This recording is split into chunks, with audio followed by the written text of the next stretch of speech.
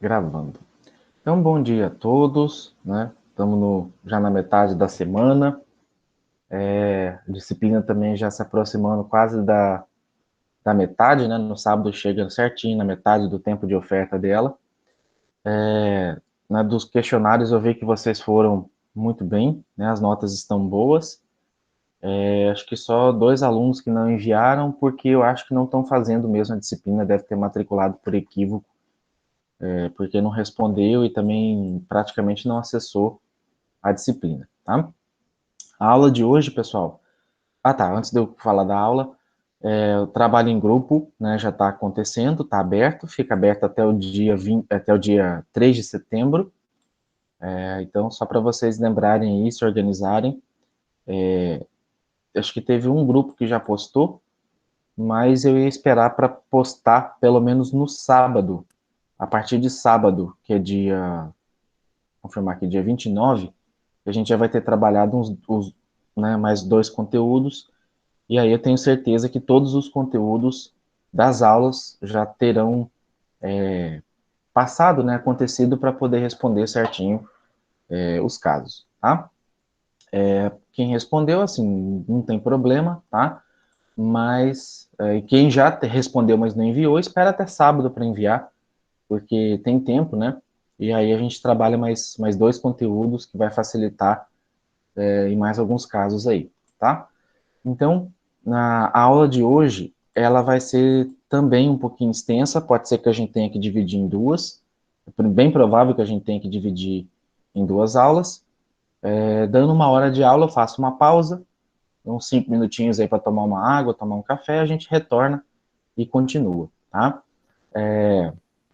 Nessa aula de hoje, ela é um pouco extensa justamente porque ela é um pouco complexa para explicar essa questão da lei da oferta e da procura. Tanto que eu até deixei outros 2 vídeos de outros professores explicando, né, de forma didática, essa questão da curva da oferta e da procura, porque assim, ela é meio chatinha de entender no início, mas depois que você pega, você acaba entendendo corretamente, tá? Anne, a atividade 2, que é o trabalho em grupo. Eu mandei o texto lá no grupo do WhatsApp, e também é o que está postado como atividade 2 da nossa disciplina, que é aquele trabalho em grupo, tá? Então, só para a gente iniciar, essa lei da oferta e da procura, muitos de vocês já ouviram falar, né? E esse aqui é um gráfico que mostra a determinação do preço da gasolina desde 1965 para cá, e que mostra que a gasolina teve alguns picos de preço, né? Aqui é um gráfico que mostra o preço por galão, né, em dólar, ao longo até 2005, na verdade, não pegou, eu não consegui achar esse gráfico mais atualizado, e só para mostrar que em determinadas épocas, por exemplo, 1974, né, foi o primeiro choque do petróleo, que a demanda cresceu absurdamente com o crescimento industrial, e aí o preço subiu. Aí, 1900 entre 79 e 82 foi o segundo choque do petróleo, né? Entre 91 e 92 a Primeira Guerra do Golfo, e entre 2004 e 2005 a Guerra do Iraque, tá? Então, sempre que tem alguma alteração, principalmente na oferta, né, que é restrito por conta de guerras, por conta de alta demanda, o preço acaba subindo, tá? Então, a gente precisa entender a teoria da oferta e da procura primeiro, antes da gente poder explicar as causas e razões. Então, a teoria da oferta e da procura, ela demonstra como as preferências dos consumidores vão determinar enquanto que os custos das empresas vão ser a base dessa oferta. Então, existe 2 situações, né? Quem oferta, vou chamar aqui de empresa e indústria, tá? Quem oferta são as empresas, são os produtores. Para o produtor, quanto mais rentável, quanto mais alto tiver o preço, né, de venda desse produto, e quanto maior for a relação custo e venda, né, ou seja, o menor custo e maior valor de venda, mais atrativo é para ele fabricar e produzir. Tá? Do outro lado, que é o lado de quem procura, que é o lado do consumidor, quanto mais baixo tiver o custo daquela mercadoria, daquele produto ou serviço, mais atrativo é para ele. Tá? E o equilíbrio entre oferta e procura é justamente o preço. Tá? O preço e, obviamente, a quantidade negociada de cada um desses bens. Então, o preço, o último gráfico que eu vou mostrar para vocês, vocês vão conseguir entender como que o preço regula a intenção de quem quer fabricar e a intenção de quem quer comprar. Tá? Então, vamos estudar primeiro a função da procura, o gráfico da procura, tá? Para a gente poder iniciar. Então, existe uma relação definida entre o preço de mercado de um bem e a quantidade procurada desse bem. Vamos assumir que o restante dos fatores que influenciam nisso é constante, ou seja, não está tendo não é uma coisa sazonal, os fatores climáticos são os previstos inicialmente, né, e que o mercado está se comportando de maneira normal. Tá? Então, essa relação entre o preço e a quantidade comprada, a gente chama de função da procura. Tá? Então, por exemplo, aqui eu tenho, se eu fosse, né, comprar, por exemplo, uma maçã, eu pagaria 80 centavos, por exemplo. Duas maçãs, eu já pagaria 60 centavos, né? 4 maçãs, por exemplo, 20 centavos, 8 maçãs a partir daí 20 centavos, porque a partir de 4 maçãs a função da procura não se alteraria. O preço seria o mesmo, até porque você chega num determinado ponto em que você não tem como baixar, porque se você baixar, você vai estar tendo prejuízo. Essa função da procura, ela tem um outro termo que se junta a ela, que se chama oh, meu Deus, fugiu um nome aqui. Voltei. Economia de escala, tá? O que que significa uma economia de escala? Quando você vai comprar, por exemplo, num supermercado, numa rede de mercado que vende por atacado, quanto mais produto você comprar, né, maior é o desconto e menor é o preço unitário desse produto. Então, você comprar, por exemplo, uma, 1 litro de óleo, né? Você vai pagar, sei lá, vou chutar aqui o valor, R$ 3,50. Mas se você comprar uma caixa que vem 24 litros de óleo, você vai pagar R$ 2,50, vai ter R$ 1 de economia em cada uma das unidades. Então, só que se você comprar 1.000 caixas de óleo, né, você não vai, o valor vai continuar sendo R$ 2,50, porque a partir daquilo não tem como abaixar, tá? Então, você tem um certo desconto pela economia de escala, mas chega num certo ponto em que esse preço, ele acaba estabilizando, ele não tem como baixar mais, tá? Então, existe, por exemplo, alguns grupos de consumidores que fazem um tipo de consórcio em que eles se organizam para comprar em atacados, em atacarejos, para eles terem um preço unitário um pouco mais barato, tá? Então, a procura, né, quanto mais baixo também tiver, por exemplo, eu posso interpretar assim também, tá? Deixa eu só ativar aqui a caneta do apresentação, que eu tinha esquecido de ativar. Então, representando aqui no gráfico, quanto mais baixo eu tiver o preço também da maçã, em tese, né, mais pessoas também vão procurar para comprar. É a mesma interpretação. Tá? Então, por exemplo, com o preço de 80 centavos, isso equivale à mesma hipótese da economia de escala. Então, uma maçã ao preço de 80 centavos, eu vou vender uma quantidade menor. Tá? À medida que o preço da maçã também vem diminuindo, né, eu acabo aumentando a uma procura um pouco maior dessas maçãs, até que essa procura se estabilize, tá? Até que essa procura, de fato, aqui se estabilize. Deixa eu avançar aqui. Então, a função da procura, ela é uma relação que existe entre o preço de um bem e a quantidade comprada desse bem, que é designada função da procura ou curva da procura. Tá?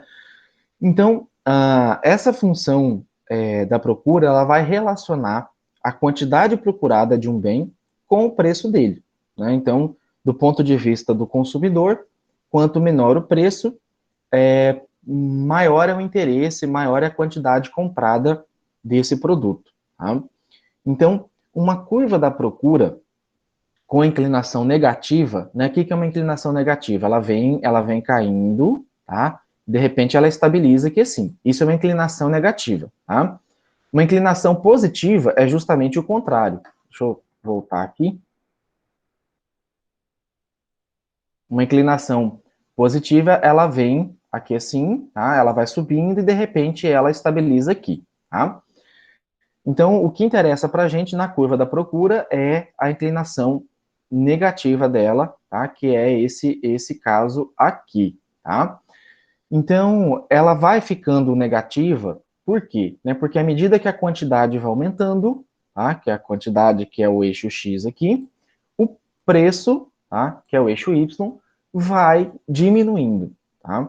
Então, quanto menor for o preço, quanto menor for o valor, tá? A tendência é que as pessoas acabem comprando mais, e esse preço ele vai chegar no ponto que ele não tem como abaixar mais, porque se abaixar mais é prejuízo, tá? Então, do ponto de vista do consumidor, quanto mais baixo for o valor, mais eu vou vender, tá? Mais eu vou comprar, tá? E do ponto de vista do empresário, quanto mais baixo for o valor, menos eu vou querer produzir, menos eu vou querer vender, porque para mim não compensa, eu posso utilizar os meus recursos de produção e produzir um outro item que é mais lucrativo, tá? Então, a função da procura, tá, é uma função decrescente. Quando o preço de uma mercadoria aumenta, né, mantendo o restante constante, os compradores tendem a consumir menos dessa mercadoria. De forma similar, quando o preço abaixa, mantendo-se o restante constante, aumenta a quantidade procurada. E aqui eu coloquei o exemplo, tá, do tomate, do feijão, que são produtos sazonais, são produtos que em determinadas épocas do ano, ou por excesso de água, ou por falta de água, muda a quantidade consumida, né? Então, o tomate, o feijão, todo ano a gente vê reportagens na televisão falando, né, que o preço do feijão tá, sei lá, 10, 12, 15 reais o quilo, porque faltou chuva, porque a produção teve perda, né? Então, quanto mais caro for esse feijão, menos as pessoas vão consumindo. E isso é uma razão muito simples, tá? Para quem é das classes A e B, por exemplo, que são as classes mais elevadas, tá? Sistema de classe colocado pelo capitalismo, para ele, se um feijão custa 10, 12, 15, 20, 100 reais o quilo, para ele não vai fazer diferença, ele vai, se ele quer consumir, ele vai consumir da mesma maneira, tá? Já para uma pessoa que é das classes sociais C, D e E, né, que são as classes sociais média e baixa, isso faz diferença. Ele, por exemplo, um feijão que subir de 10 reais o quilo e for para 15, isso significa um litro de leite a menos, isso significa deixar de comprar um pão, isso significa deixar de comprar outro produto em detrimento do feijão. Então ele opta por não consumir, tá? Então isso acaba de fato diminuindo a quantidade procurada quando o preço está elevado, justamente porque algumas pessoas ficam inacessíveis. Esse produto passa a ser inacessível, oneroso, custoso, né, dispendioso, e isso acaba afetando a questão da procura. Né, o preço mais elevado vai diminuir a procura. E esse preço elevado é ruim, em certa parte também para o produtor, quando você tem fatores que são, às vezes, inesperados. O preço subiu demais, as pessoas pararam de comprar. Não é que diminuiu, as pessoas pararam de comprar porque o preço ficou muito alto. Isso pode gerar, muitas vezes, um certo estoque exagerado desse produto, isso pode gerar, ainda mais se for produto perecível, né, como o tomate, por exemplo. Aí, às vezes, o consumidor deixa de comprar, o produtor não quer arredar o pé, não quer baixar o preço, ele deixa de vender e o tomate apodrece e estraga. Tá? Então, quando a gente fala que a gente mantém o restante constante, né, quando o preço de uma mercadoria aumenta e o resto se mantém constante, significa que a gente está assim, vivendo a procura pura, tá? Que significa que você não tem outros fatores, como, por exemplo, um clima normal, que você não tem por uma situação de pandemia, por exemplo, acontecendo, que de fato vai influenciar o comportamento. Então, quando você tem por exemplo, salvo engano, o feijão ele aumenta de preço justamente porque a produção cai em razão da falta de chuva, tá? Então, se você já sabe que o ano já está meio ruim, né, não é um fator imprevisível, você já sabe que o ano vai ser ruim de chuva, então você já se prepara para aquilo, não vai ser algo que vai afetar. Então, aqui, ó, tá? Você tem esse pontinho aqui, tá? Opa, preciso arrumar uma caneta urgente para marcar aqui. Esse pontinho aqui é justamente o equilíbrio entre o preço e a quantidade ofertada. Tá? Então, um preço mais alto, eu diminuo a quantidade procurada, né, a quantidade ofertada, porque um preço mais alto vai diminuir as pessoas que vão comprar. Um preço mais baixo, tá? Um preço mais baixo, ele vai fazer com que a quantidade aumente, tá? Então, que eu tenho uma quantidade aqui um pouco maior desse produto, tá? Então, né, o que vai acontecer, ó, deixa eu pegar a bolinha aqui de novo, o que vai acontecer, deixa eu só limpar aqui, não tá querendo limpar.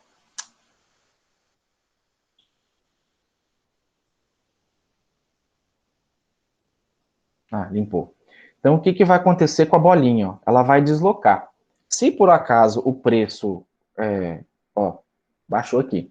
Se por acaso o preço abaixar, a quantidade provavelmente ofertada vai aumentar, porque as pessoas vão passar a procurar mais desse produto. Tá? Então, deixa eu avançar aqui. Tá? Então, aí você tem um novo, tá? Deixa eu voltar aqui, ó. Tá? Quando o preço diminui, você tem uma nova, o pontinho está fora da curva aqui, tá? Mas você tem um novo equilíbrio, tá? Entre preço e quantidade ofertada. Aí a gente tem, né, isso chamado de lei da inclinação negativa da procura. Quando o preço de um bem aumenta, mantendo o restante constante, os compradores tendem a consumir menos desse bem. Então, o preço do feijão subiu, as pessoas tendem a comprar menos. De maneira igual, quando o preço do bem diminui, né, ou seja, o feijão abaixou o preço, a quantidade procurada desse bem aumenta. Tá? Então, muitas pessoas acabam comprando, por exemplo, quando o feijão sobe, elas acabam comprando o feijão preto, que é um pouco mais barato e tem menos demanda, né? Elas acabam, às vezes, não comprando feijão, compra, eu ia falar lentilha, mas a lentilha geralmente é cara também. Mas elas costumam comprar outras coisas, né, que talvez são mais necessárias do que o feijão, apesar do arroz e feijão ser algo bem básico na alimentação do brasileiro. Tá? Então, a função da procura, ela gera alguns questionamentos, né? Por que é que a quantidade procurada tende a diminuir com o aumento dos preços? Tá? Então, tem duas respostas para essa pergunta. Primeiro é pelo efeito de substituição, né? Então, no caso do feijão, as pessoas vão trocar aquele feijão marronzinho, carioca, né, pelo feijão preto, tá? Que é mais utilizado na feijoada, né? E pelo efeito do rendimento. Né? O preço mais elevado vai fazer com que esse rendimento, o aproveitamento do rendimento das pessoas diminua, e ela acabe tendo que optar por não comprar esse produto ou por adiar a compra desse produto. Né? O que determina a procura de mercado de um determinado bem? Né? Então, o que determina? A lei da procura e do preço, tá? Que faz com que as pessoas, de fato, comprem ou não determinado produto. E existem outras influências também, fora o preço, que vai determinar a compra ou não de um determinado, a procura ou não de um determinado bem. Então, o nível médio de rendimento da população. Então, no caso da pandemia, né, que a gente está vivenciando, o fato das pessoas terem perdido renda, terem diminuído a renda, fez com que isso afetasse a oferta e a procura também de determinados bens, aumentou a procura de alguns, diminuiu de outras. Tá? Por exemplo, quem trabalha com comércio de roupa, né, com vestuário, calçado, teve um impacto significativo, porque como as pessoas passaram a ficar mais em casa, não está tendo festa, não está tendo formatura, não está tendo casamento, não está tendo, né, show, evento. Isso fez com que as pessoas não procurassem, né, comprar roupa. Uma ou outra que já tinha o hábito mesmo de estar comprando, renovando o guarda-roupa, que continuou. Mas para a grande maioria acabou diminuindo. Tá? Então, isso foi um fator que influenciou. E também, né, apesar de você ter o governo auxiliando, né, com auxílio emergencial, as pessoas, principalmente as pessoas que são autônomas, as pessoas que são da iniciativa privada, elas não sabem como vai ser o dia de amanhã, não sabem se essa pandemia vai continuar, se vai aumentar, se vai diminuir. Então, elas acabam segurando o dinheiro, né, poupando, justamente porque ela não sabe o dia de amanhã, tá? A dimensão da população também afeta na questão do preço. Então, se a população aumenta, tem mais gente para consumir, né? E considerando que os recursos são escassos, então isso acaba provocando uma divergência no preço. Tá? Então, se a gente olhar 10 anos atrás, os produtos custavam 1/3 a menos do que custa hoje, né? Mas se você pegar 10 anos atrás, né, o fator da inflação, ela é influenciada também pelo crescimento da população. Então, a população de 10, 15 anos atrás é uma população menor do que a população de hoje. Tá? Então, isso também afeta a questão dos preços, né? E sem falar do aumento natural devido ao crescimento econômico. Também o que afeta é o preço dos bens relacionados. Então, eu posso deixar de consumir o feijão, mas eu substituo por um outro legume, uma outra verdura, né? Compro mais carne, enfim, né? Gosto e preferência dos consumidores, isso também afeta a questão da procura e do preço, né? Então, você tem determinados produtos que estão surgindo aí no mercado e que antes as pessoas demandavam um produto e agora elas demandam por outro, né? Então, vou citar o caso aqui da Pepsi e da Coca-Cola. A Pepsi aqui no Brasil, ela é bem pouco consumida em relação à Coca-Cola. Já nos Estados Unidos há um equilíbrio um pouco maior entre o consumo de Pepsi e Coca-Cola. A Coca-Cola também predomina lá, mas nem sempre foi assim. Teve época lá que acabava oscilando, às vezes a Pepsi vendia mais, às vezes a Coca-Cola vendia mais, tá? Então isso também muda de acordo com o tempo. E algumas influências especiais, por exemplo, vocês têm acompanhado que nessas lives que estão acontecendo aí dos cantores, né, principalmente aí os sertanejos, há muita propaganda, principalmente, vou citar aqui, da Brahma Duplo Malte, né? E isso acabou influenciando muito o consumo das pessoas, né? Quase ninguém mais compra a Brahma comum, quando quer cerveja que é a Duplo Malte, acabou deixando de comprar outras cervejas para comprar essa daí por conta, as pessoas estão ficando em casa, estão assistindo uma live que dura 2, 3, 4, 5 horas, e você tem dentro dessas 4 horas, pelo menos quase 40 minutos, 50 minutos, que é propaganda direta, explícita, ou até mais, dessa cerveja, e isso acaba influenciando a procura também, tá? Não sei em Campos de Julho, mas aqui em Cáceres, quando começou a chegar essa cerveja, não dava para quem queria. Chegava, daí 1 hora, 2 horas, o estoque já esgotava, mesmo com um preço um pouco mais elevado, tá? Então isso fez com que a procura aumentasse. Engraçado que é a procura de um item que as pessoas não conheciam, né? Por isso que o marketing, muitas vezes, ele acaba pegando as pessoas, acaba trabalhando com o subconsciente das pessoas. Então, com a variação do preço, a quantidade procurada varia, o que faz deslocarmos ao longo da curva da procura, né? Então, com a variação da vida econômica, a curva da procura ela pode sofrer deslocamentos, né? Então, quando se alteram outros fatores que não o preço. Então, por exemplo, por que aumentou a procura de automóvel nos anos 80 e 90, né? Porque isso acabou aumentando o rendimento das famílias. Então, por exemplo, quando às vezes não é o preço que aumenta, tá? Quando, por exemplo, o rendimento das famílias melhora, né, nos anos 80, 90, isso fez com que as pessoas tivessem um rendimento maior, E mesmo o preço não alterando, o preço continuando ser o mesmo, você tem um fator externo que foi a melhoria do rendimento das famílias, o que acabou ocasionando uma maior sobra, vamos chamar assim, uma maior poupança, uma maior otimização do seu recurso, e isso fez com que aquele preço que antes era caro, talvez, mesmo o preço se mantendo, talvez tornou barato, tornou acessível, porque o meu rendimento aumentou. Então, eu tive a procura daquele item não porque aquele item abaixou de preço, mas porque a minha renda aumentou, tá? Então, a procura, ela também é influenciada pela renda primária, né, pela sua economia, e isso, né, faz com que isso seja atrativo para as pessoas. Então,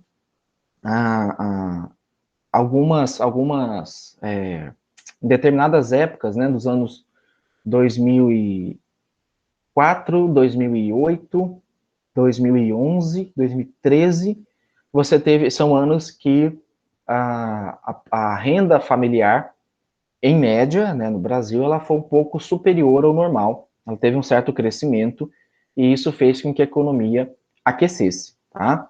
E quando você tem uma economia muito aquecida, quando esse rendimento das famílias aumenta, e quando eu falo rendimento, não é só o que ela conseguiu poupar, não, tá? É o acesso dela ao crédito também, porque às vezes o rendimento dela não necessariamente aumentou, mas o fato dela ter um acesso a um crédito mais barato fez com que ela incentivasse a compra, o consumo também, tá? Então, eu não lembro agora certinho o ano, mas acho que foi 2008, 2009, que estava muito fácil você fazer um financiamento para comprar uma moto ou um carro, tá? E bastava você ter uma RG, um CPF, um comprovante de endereço, nome limpo, que você conseguia financiar um carro de 60, 70 mil reais, tá? Então, o juro estava baixo, o juro estava acessível, e isso fez com que muitas pessoas acabassem comprando o seu carro, sua moto, e acabou, muitas vezes a pessoa não tinha condição, e isso fez com que ela acabasse se endividando, né, por uma falsa impressão de que o rendimento dela tinha melhorado, que a acessibilidade ao crédito dela tivesse melhorado, tá? Então, quando você tem essa situação, né, que você não altera o preço do produto, mas o rendimento, que é um fator externo, aumenta, acontece um deslocamento da curva. Então, ele faz o seguinte, ó, tá? A curva ela acaba deslocando. Então, o preço se mantém, tá? O preço se mantém, só que a curva, ela se desloca, tá? Ela acaba deslocando para cá. Então, o preço mantém, a curva deslocou, por quê? Porque isso aqui é o crescimento econômico, tá? Esse deslocamento aqui é o que a gente chama, que a gente viu lá na outra aula, de crescimento econômico. O preço se manteve, tá? Mas a curva se deslocou porque a economia das pessoas cresceu, tá? Então, quando a gente diz que um país está tendo crescimento econômico, é em razão desse deslocamento aqui, tá? Quando você tem a manutenção do preço que esse produto é ofertado, mas você tem um aumento da quantidade comprada, tá? Você tem um certo aumento aqui da quantidade adquirida. Deixa eu limpar essa bagunça aqui, tá? E inclusive essa aula, eu deixei ela no formato de PowerPoint para vocês baixarem e vocês verem esse comportamento aqui da curva, tá? Ao longo do tempo. Eu só não estou entendendo por que ele não está certinho aqui, por que ele não está mantendo a bolinha, né, o gráfico alinhado aqui, que isso aqui para mim é novidade, porque para mim estava certo até esses dias. Então, quando há esse deslocamento da curva da procura, significa que está tendo o crescimento econômico. O rendimento das famílias aumentou e, com isso, fez com que houvesse um aumento da quantidade consumida, tá? E isso é o que todo governante, o que todo mundo quer, tá? Então, durante a pandemia, né, o que acabou acontecendo com a procura de álcool em gel no mês de julho, tá? Ela acabou tendo o efeito contrário, né? Como o preço acabou se mantendo, né? O preço do álcool em gel não abaixou, tá? a quantidade consumida, um pouco porque as pessoas estocaram demais, compraram demais, e como o preço se manteve, houve um recuo dessa curva da procura, tá? E aí essa quantidade, ela acabou diminuindo, porque as pessoas já tinham estocado, porque o preço acabou não baixando, né? Porque, né, as pessoas no começo estavam um alvoroço danado, reportagem falando que estava faltando álcool em gel, né? E aquilo criou um frenesi de compra nas pessoas, que muita gente, igual eu falei, comprou uma caixa de álcool em gel e ela usa um álcool em gel a cada um mês, 2 meses, então, né? A procura, a quantidade procurada acabou diminuindo, tá? Então, a curva, ela também desloca para trás, e isso não significa necessariamente um declínio da economia, tá? Isso não significa uma recessão da economia, até porque você tem que olhar vários produtos e não um item só, né? Da mesma forma que o crescimento econômico, você não olha de um item, quando você tem o declínio, você também tem que olhar vários itens, vários conjuntos e não apenas um só, tá? Então, você tem um efeito contrário, né? Quando você tem a procura, ela pode deslocar a curva também de maneira negativa, tá? Justamente porque você mantém um certo preço e a quantidade acaba diminuindo, né? O preço não se manteve, as pessoas já tinham estocado, e com isso não é interessante eu ficar comprando, porque já que o preço está igual, eu posso deixar para comprar depois, tá? Então, esse efeito também a gente nota, né? Por isso que o IBGE é um órgão importante para nós, porque ele trabalha com muitos dados estatísticos. E um deles é, por exemplo, a informação de que as pessoas estão tendo menos filhos hoje em dia, né? E isso vai afetar a economia daqui a um certo tempo, tá? Então, em que maneira? Menos pessoas nascendo, você tem menos pessoas para consumir, né? De certa maneira, considerando que a economia trabalha com escassez, isso, em tese, é um ponto positivo, tá? O problema é que menos pessoas para consumir significa também que você vai ter menos pessoas para quem vender um produto, significa que você vai ter menos pessoas comprando um produto, então, menos pessoas para contribuir para a previdência do INSS, entre outras razões, tá?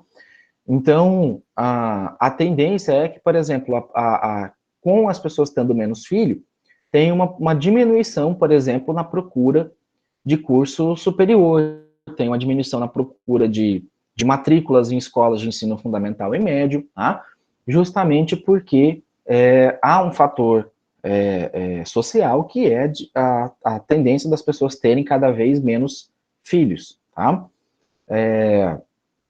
E aí, assim, quando existem alterações de fatores que não o preço do produto, né, mas que afetam a quantidade procurada, a gente chama por deslocações ou deslocamentos da curva da procura. Então, a procura ela vai aumentar ou diminuir quando a quantidade procurada para cada preço de mercado aumenta ou diminui, né? Então, é importante que vocês compreendam quando a curva desloca, né, em função de um crescimento econômico ou de uma redução do crescimento econômico, uma deflação, por exemplo, e quando a curva se altera em razão do preço, tá? Então, quando ela se movimenta em razão do preço, tá? Você tem essa curvinha aqui, tá? A demanda ela é oferecida em razão do preço, tá? Quando você tem o deslocamento dela em razão da melhoria ou da piora da economia, ela se desloca, tá? Então, quando é com o preço, o ponto do preço do equilíbrio, ele se desloca aqui, tá? Na curva. E quando é em razão da melhoria da economia, a curva se desloca, é ela que muda de lugar, tá? Então, ah, e assim, a gente tem dois efeitos aí, o deslocamento dela, né, da procura. O efeito de substituição e o efeito de rendimento. Deixa eu ver aqui alguma pergunta antes de eu explicar, né, por que uma procura muito alta, às vezes, aumenta o valor do produto? Não deveria ser menor na procura muito alta, né? Ou isso tem a ver com escassez? Exatamente, Lucas, isso tem a ver com a escassez. Se a demanda fosse alta e as empresas dessem condição de fabricar rapidamente esse produto e colocar ele no mercado, você teria o deslocamento da curva e não alteração no preço. O preço manteria e a curva só deslocaria. Você aumentaria a quantidade, mas em razão da procura, mas você também aumentaria a oferta. No Brasil, como a condição logística não é tão favorável, né, então, por exemplo, quando começou, em meados de março, a demanda pelo álcool em gel, as empresas só conseguiram adequar sua produção e atender a demanda do mercado por volta do mês de maio e junho, que foi quando o preço meio que estabilizou. Entre março e abril, o preço só disparou, né? E faltava produto nas prateleiras, tá? Justamente porque não é só a questão de você produzir o álcool em gel, você tem que produzir, você tem que saber onde você vai colocar, como você vai fazer esse produto chegar até a prateleira, né? Tem a questão do transporte. Você produzindo mais álcool em gel, você tem que deixar de transportar outros produtos, porque você não vai comprar um caminhão a mais só para transportar álcool em gel, né? Então, você deixar de transportar outros produtos, né, não é fácil, você tem que encaixar ali na fila, então isso demora a chegar. Por isso que eu falo, muitas vezes uma reportagem, ela acaba gerando um certo pânico nas pessoas, né, que as pessoas acabam comprando. Se a pessoa comprasse um álcool em gel para ela, para a família dela, não faltaria no mercado. Mas por conta daquele frenesi, aquele desespero causado na televisão, nas redes sociais, a gente viu muita cena de gente brigando em fila de mercado, porque a pessoa estava comprando 4, 5 produtos, tem gente que amanheceu no mercado, na porta de mercado, para comprar, né? Tinha gente que comprava mais para ele poder revender no mercado paralelo aí, né? Então, infelizmente, isso acaba gerando a escassez dele, né? Sendo que não necessariamente deveria, não necessariamente aquela escassez ocorreria se as pessoas culturalmente fossem mais educadas e pensassem, tivessem um pouco mais de empatia pensando no próximo, né? Mas é o nosso Brasil, infelizmente, né? Perdão. Então, quando a gente fala de efeito de substituição, a gente está falando que o preço de um bem, ele aumenta, e o fato dele aumentar, ele é substituído por outros produtos similares. Então, quando aumenta, por exemplo, o preço da carne de vaca, carne do boi, os consumidores tendem a comprar um pouco mais a carne de frango, que é um pouco mais barata. E a gente chama isso de efeito de substituição, tá? Então, ou acaba comprando peixe, depende muito de cada local, tá? Então, a pessoa vai consumir carne, ou ela pode comprar o que ela comprava antes, uma carne de primeira, ela acaba comprando uma carne de segunda, né, que é o efeito da substituição. Já o efeito do rendimento, quando o preço de um bem sobe, os consumidores ficam com menos rendimento disponível pelo que consomem e menos quantidade desse bem e de outros bens são consumidas. Então, se o preço da gasolina duplicasse, os consumidores ficariam com menos rendimento e eles diminuiriam o consumo de gasolina e de outros bens. Então, esse é denominado o efeito rendimento. Então, quando o produto sobe muito de preço, que é o exemplo do feijão, do tomate que eu dei, né, às vezes chega a duplicar, triplicar, as pessoas acabam consumindo menos desse bem, porque ela não vai ter, se ela dedicar o rendimento dela para esse consumo, vai faltar para outros itens que ela julga, que ela considera mais necessário, tá? Então, esse efeito rendimento, ele é em razão disso, tá? Então, nessa pandemia, a gente está vendo acontecer os dois efeitos, o efeito rendimento, porque muito rendimento das pessoas acabou diminuindo, por mais que o governo né, forneceu lá, está fornecendo o auxílio emergencial, as pessoas estão usando para pagar água, luz, comprar um gás, e aquela compra básica de mercado que é feita, tá? Muitas vezes, e alguns estão até poupando em razão de não saber quanto tempo vai durar, não saber o que vai acontecer ainda por conta dessa pandemia, né?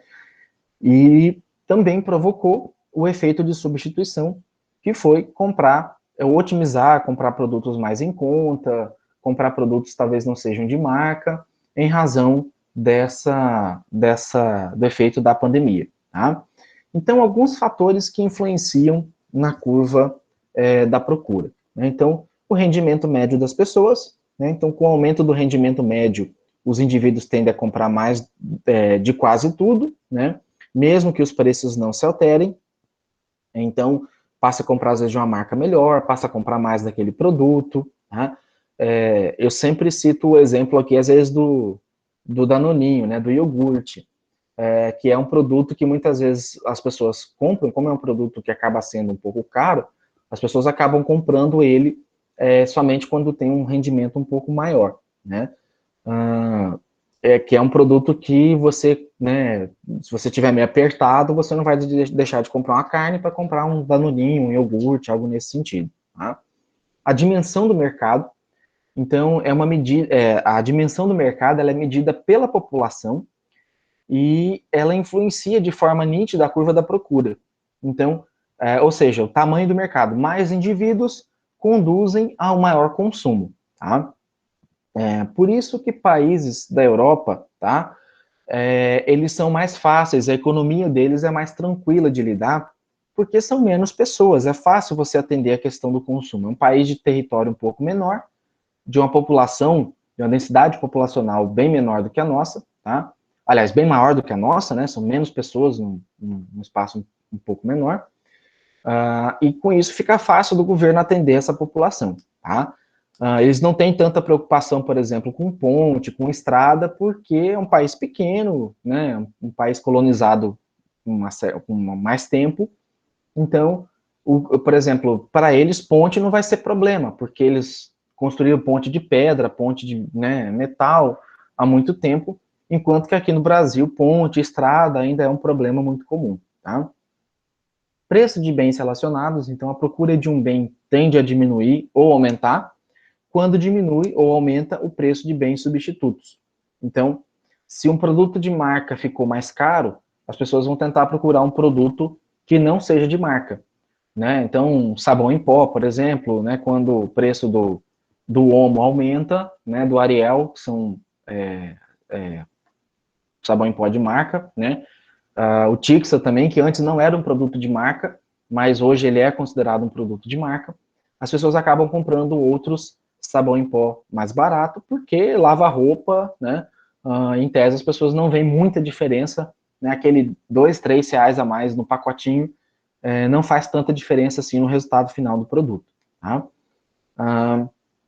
Também as preferências dos consumidores é um fator que influencia na procura.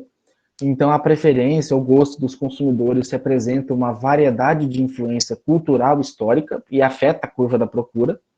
Então, a preferência por determinadas marcas, ela muda, inclusive, de região para região.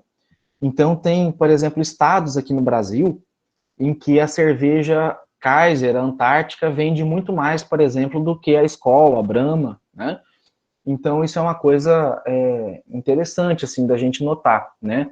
Aqui, pegando na nossa região aqui, Mato Grosso, a que mais vende, acho que é a Skol e a Brahma, né? Que são as cervejas da Ambev. Já na região lá de Sudeste, Minas, São Paulo, a que mais vende é a Kaiser, acho que em seguida a Skol e depois a Brahma, né? Então, isso pode mudar, né, de região para região. Tem lugares que é a Petra, a Skin, enfim, né, isso muda de região para região, tá? E algumas influências específicas também, como a procura de determinados bens, ela é influenciada por fatores específicos, como, por exemplo, a venda de guarda-chuvas em dias chuvosos e, por exemplo, a venda de canetas no dia do Enem, no dia de uma prova de concurso, enfim, né? Então, essas influências específicas é o que a gente chama muito de sazonalidade, né? Então, como, por exemplo, o frio que fez aí na semana passada, ele acabou influenciando, talvez, acho que o último frio do ano deve ter sido esse. Então, quem tem loja de roupa e quem vende agasalho, era a chance de vender, né, de se livrar do estoque, porque provavelmente não vai ter outro frio esse ano, né, pelo menos não é esperado, porque a gente já está entrando em setembro, né, setembro não é um mês que esfria, e era a chance que ele tinha de poder desovar estoque, né, de vender o que ele tinha ali de estoque, tá?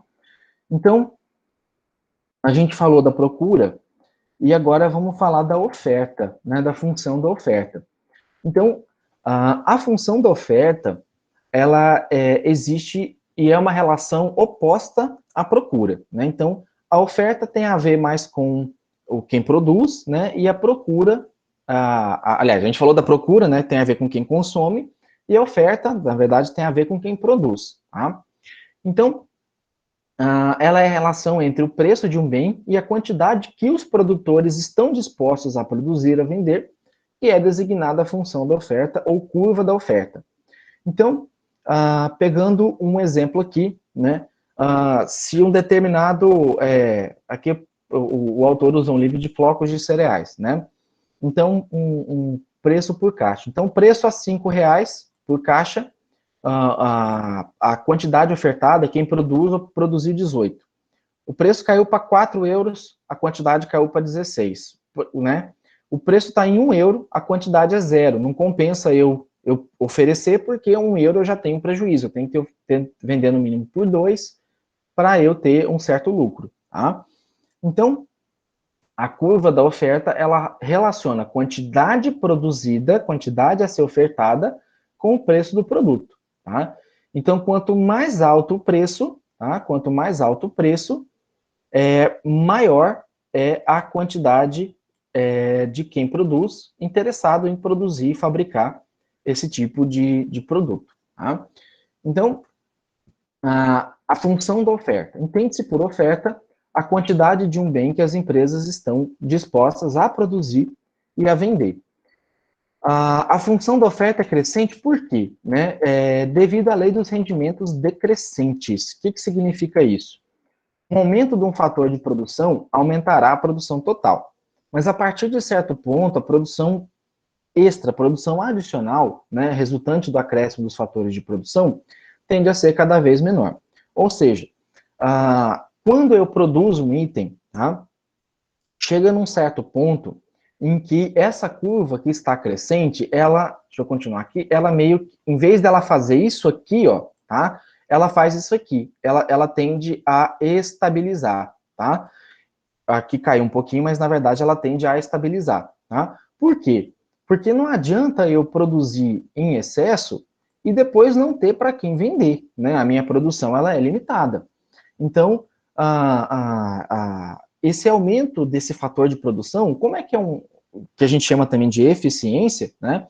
Ele faz com que eu também aumente, né? Que eu melhore a minha produção, como, por exemplo, no campo, aí, o aumento da produtividade, né, de 80 sacas de soja por hectare, e passei para 100 sacas de soja por hectare. Tá?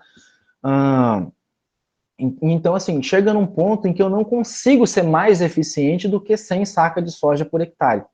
Por duas razões. Primeiro, pela questão da tecnologia e da própria terra, que não vai produzir 120, 130 sacas de soja por hectare, tá? E segundo, perdão, é que se eu produzir também muito e todo mundo começar a produzir em excesso, aquela eficiência exagerada de produção vai fazer com que o preço diminua, porque vai ter muita gente oferecendo produto, né? Então ele chega num certo ponto que ele estabiliza, tá? A oferta estabiliza. E alguns fatores que influenciam a curva da oferta. Então, a questão da tecnologia, né, o processo tecnológico, ele consiste nas alterações que acabam diminuindo a quantidade dos fatores, né, necessários para a mesma quantidade de produto. Então, uma máquina nova, um equipamento novo, né? Citando um exemplo aqui do algodão, né? Quando o algodão era colhido à mão, você não via ficar um pontinho branco nos pés de algodão, né? O pessoal acabava coletando 99%, ficava ali um mínimo de 1%, que acabava ficando preso no pé. Com o advento da máquina que faz a colheita do algodão, você passou a ter uma perda de 5%, 7%, 8% de algodão que ainda fica no pé. Mas, professor, então ele está sendo ineficiente? Não necessariamente. O custo que ele tinha de mão de obra para colher esse algodão era 5, 6 vezes maior do que o custo da máquina fazer essa colheita automatizada.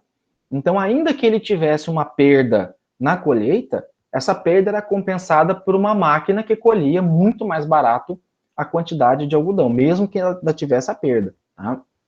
Então, a tecnologia, ela aceita determinadas perdas em razão da economia de outros fatores, economia de energia, economia de custo, economia de mão de obra, tá? Então, é um fator que influencia na oferta. Preços e fatores de produção, né? Então, quando o preço dos fatores de produção diminui, o custo da produção é menor e, portanto, a oferta aumenta, né? Então, o fato, por exemplo, de você, quem trabalha com gado leiteiro, né, de você ter um bom ano, que choveu e te deu um pasto bom, vai fazer com que você gaste menos com ração. Então, se você gastar menos com ração, é interessante você, né, aquele leite que vai ser produzido, você vai conseguir vender ele num custo menor e você tende a ofertar também mais leite para o mercado, tá? Isso incentiva, estimula a quem produz a ofertar esse leite, tá?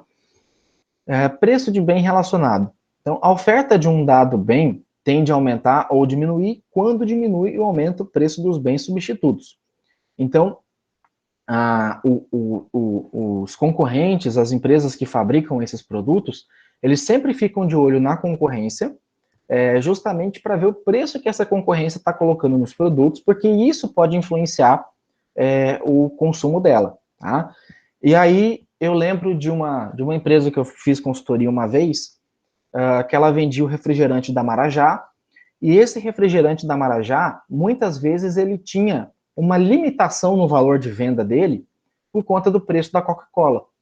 Então, por exemplo, o refrigerante da Marajá, ele tinha que ser pelo menos o refrigerante de 2 litros. Ele tinha que ser, no mínimo, R$1,50, R$2 mais barato do que a Coca-Cola, porque se ele fosse R$1 mais barato que a Coca-Cola, o pessoal comprava Coca-Cola e não comprava Marajá. Tá? Então, as pessoas acabavam comprando o refrigerante Marajá porque ele era mais barato do que a Coca-Cola. E ele tinha que se manter mais barato, porque se o preço fosse próximo ou equivalente, as pessoas acabavam optando por comprar a Coca-Cola. Tá?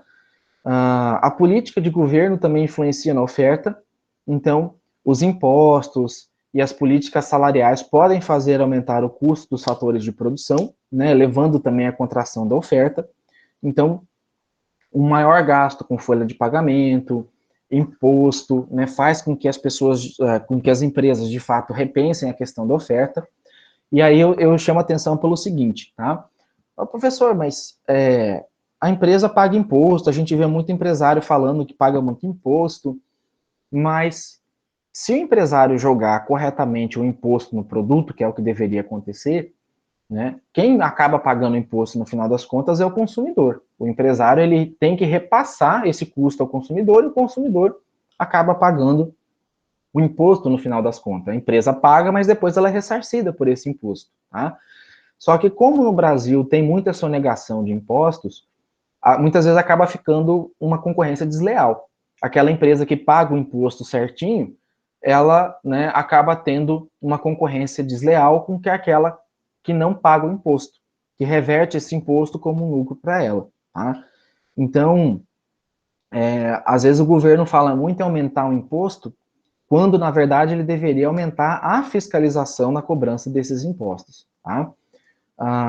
Que isso por si só já aumentaria a arrecadação, não precisaria aumentar o imposto. E quanto mais ele aumenta o imposto, mais discrepante fica quem paga certinho do que quem sonega. Tá? Sem falar que também algumas políticas de governo, o que eu sou um pouco particularmente contra, porque isso é difícil de fiscalizar, tem muito governo que ele, por exemplo, ele fala assim, se você contratar 1.000 empregados, eu te dou isenção de imposto, você não paga imposto. Tá? Eu acho isso errado, porque o governo não tem ferramenta para fiscalizar se a empresa contratou 1.000.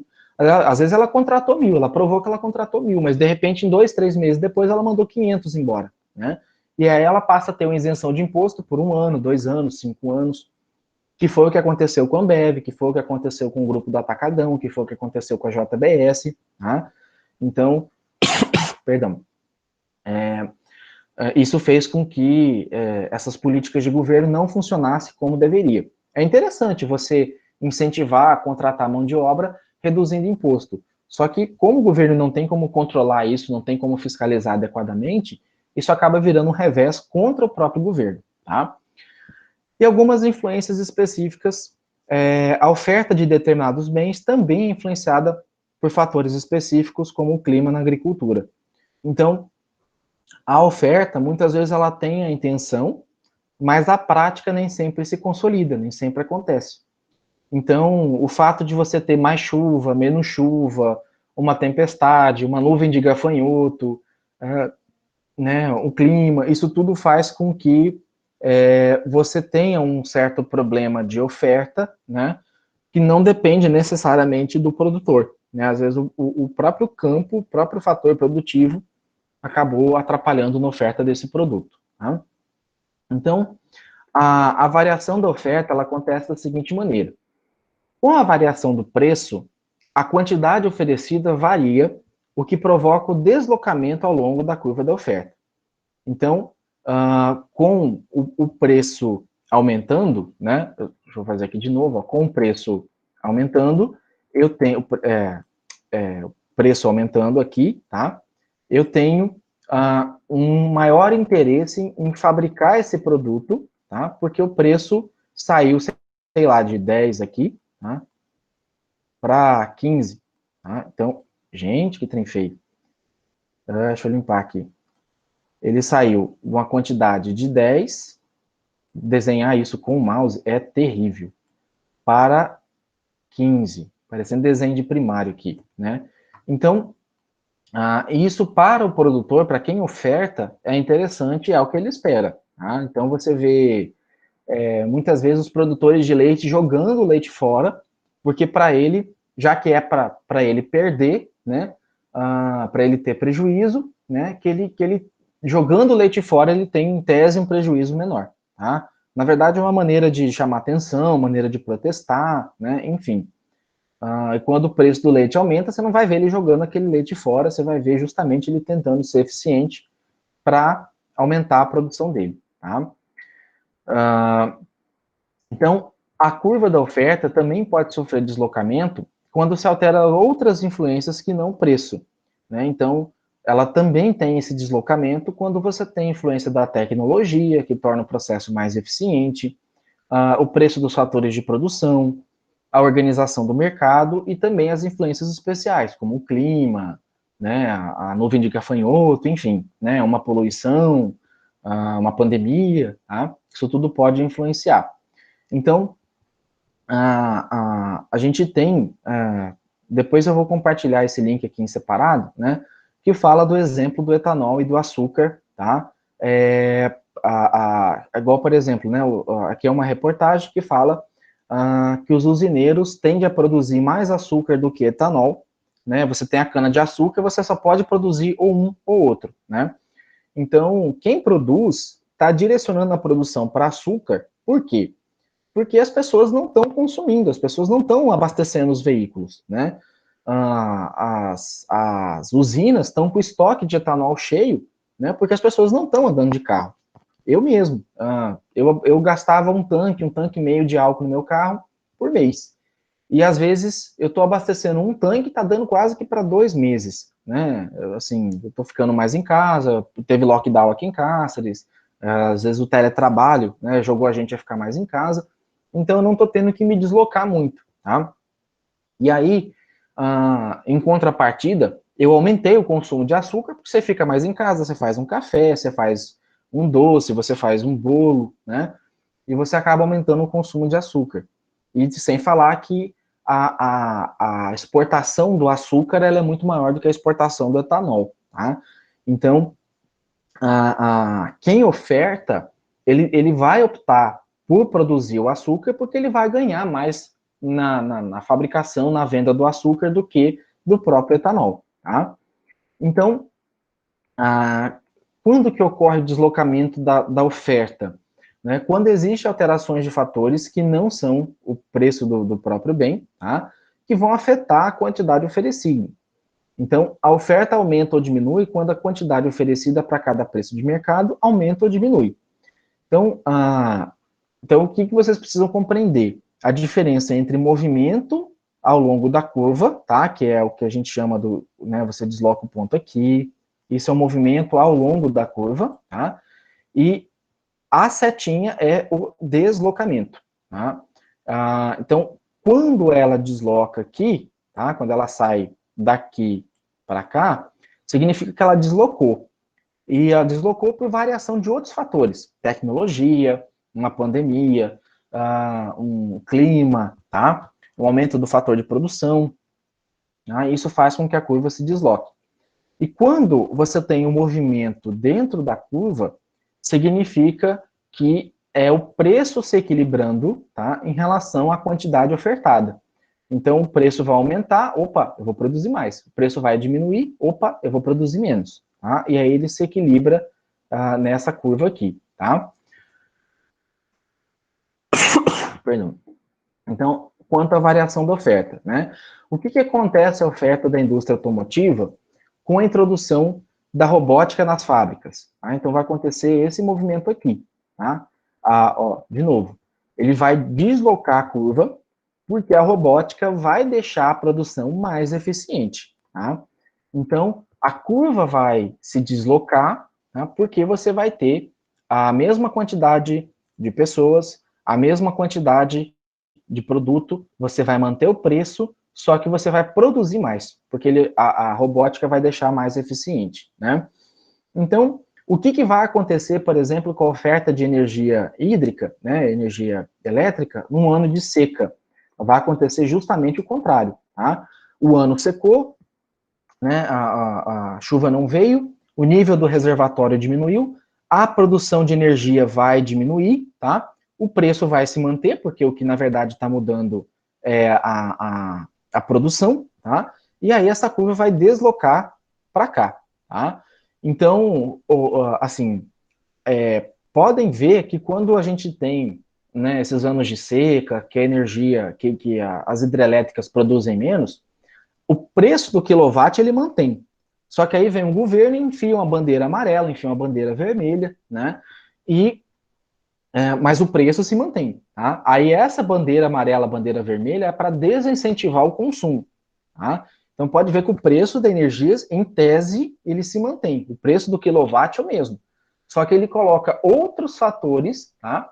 Que não são tarifados, que são artifícios, né? São meios para se combater o consumo de energia, mas o preço se manteve. Tá? Só que a produção de quilowatt, a produção de energia, ela diminuiu ao longo do tempo. Tá? Então, deixa eu só fazer uma pausa aqui, que é a parte que eu concluo, tá? Já deu aí mais ou menos uma hora de aula. Vou fazer a pausa de 5 minutos, interromper aqui a gravação, para a gente separar, para não ficar um vídeo muito extenso. Enquanto isso, se vocês quiserem tomar uma água, um cafezinho, tá? Não precisa nem ser 5 minutos, não, 3 minutos, 8h40, a gente já retorna, tá joia? Só 3 minutinhos aí para uma água e um café, para eu interromper a gravação aqui.